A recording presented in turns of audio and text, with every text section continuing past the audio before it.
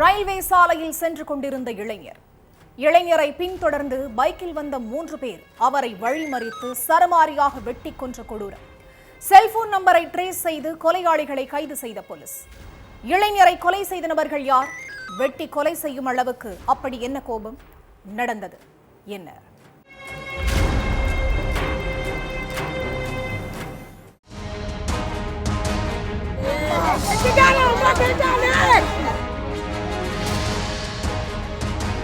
Night நேரத்துல railway feeder சாலை வழியா பொதுமக்கள் போறதும் வர்றதுமா இருந்திருக்காங்க. அப்ப ரோட்டோரத்துல ஜோதி முருகனுங்கிற இளைஞர் உடம்பு ஃபுல்லா வெட்டு காயங்களோட உயிரிழந்து கிடந்திருக்காரு. இந்த விஷயத்தை கேள்விப்பட்டு ஸ்பாட்டுக்கு வந்த போலீஸ் சடலத்தை மீட்டு போஸ்ட்மார்ட்டத்துக்கு அனுப்பி வச்சுட்டு விசாரணையில இறங்கினாங்க. ஜோதி முருகனை கொலை செஞ்சது யாரு? அவருக்கு யார் கூடயாவது முன்பகை இருக்கா?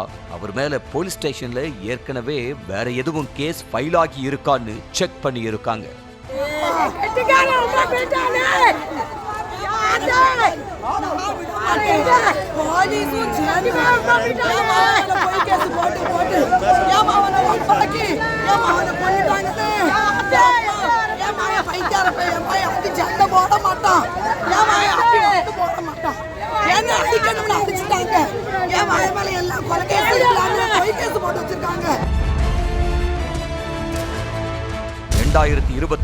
ஆண்டுல திருமலைக்குமாருங்கிற நபரை கொலை முயற்சி பண்ண கேஸ் இருக்கிறது தெரிய வந்திருக்கு.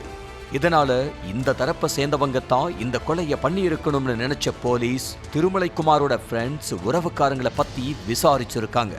அப்ப அவரோட உறவினர்கள் 5 பேரோட செல்போன் எண் ஸ்விட்ச் ஆஃப்ல இருந்திருக்கு. இதனால அந்த 5 பேர் மேலையும் சந்தேகம் அடைஞ்ச போலீஸ் அவங்கள வலை வீசி தேட ஆரம்பிச்சாங்க. அப்ப உமா மகேஸ்வரனோட செல்போன் மட்டும் அடிக்கடி ஆன் ஆகி இருக்கு. இதனால அவர் பதுங்கி இருந்த இடத்தை கண்டுபிடிச்ச போலீஸ் அவரை கஸ்டடியில எடுத்து விசாரிச்சிருக்காங்க. அதுலதான் பல பகீர் தகவல்கள் வெளியாகி இருக்கு.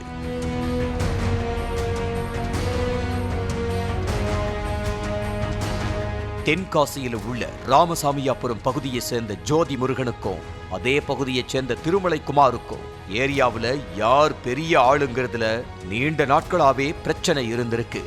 பார்க்கிற இடத்துல 2 தரப்பும் அடிக்கடி மோதிக்கிறது, சண்டை போடுறதுன்னு இருந்திருக்காங்க.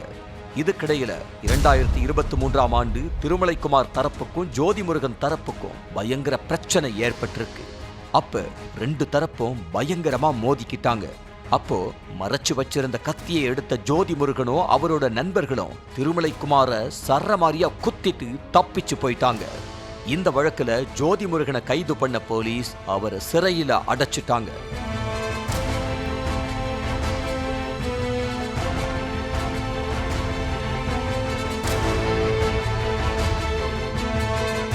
அதுக்கப்புறம் வெயில்ல வெளியில வந்த ஜோதி முருகன் தான் உண்டு தனது வேலை உண்டுன்னு இருந்திருக்காரு. திருமலைக்குமார் தரப்பும் ஜோதி முருகன் தரப்பும் இந்த பிரச்சனையை அவங்களாவே பேசி முடிச்சுக்கிட்டாங்க. ஆனா திருமலைக்குமாரோட உறவினர்களான சதீஷ், உமா மகேஸ்வரன், சுகுமாரன், சத்தியமூர்த்தி, சோலைவேல், முருகேசன் ஆகிய 6 பேரும் ஜோதி முருகன் மேல கொலை வெறியில இருந்திருக்காங்க. கொஞ்ச நாளைக்கு முன்னாடி இவங்க 6 பேரும் ஒரு கேஸ் விஷயமா சங்கரன் கோயில் கோர்ட்டுக்கு போயிட்டு திரும்பி இருக்காங்க. அப்ப ஆள் நடமாட்டம் இல்லாத ஏரியாவுல உட்கார்ந்து மது குடிச்சிருக்காங்க. அப்ப ஜோதி முருகனும் அவனோட ஃப்ரெண்ட்ஸும் அடிக்கடி நம்ம ஏரியாவுக்குள்ள வந்துட்டு போறாங்க, எதுக்கு வர்றாங்கன்னு தெரியலன்னு சொல்லி பேசி இருக்காங்க. அப்ப அந்த கும்பல்ல இருந்த ஒருத்தன் ஏற்கனவே திருமலைக்குமார கொலை பண்ண ட்ரை பண்ணியிருக்காங்க. இப்ப அவங்க நம்மள கொலை பண்ணதான் ஏரியாவுக்குள்ள வந்துட்டு போறாங்க. அதனால அவங்க கொலை பண்றதுக்கு முன்னாடி நாம அவங்கள ஒருத்தனையாவது கொலை பண்ணிடணும்னு திட்டம் போட்டிருக்காங்க.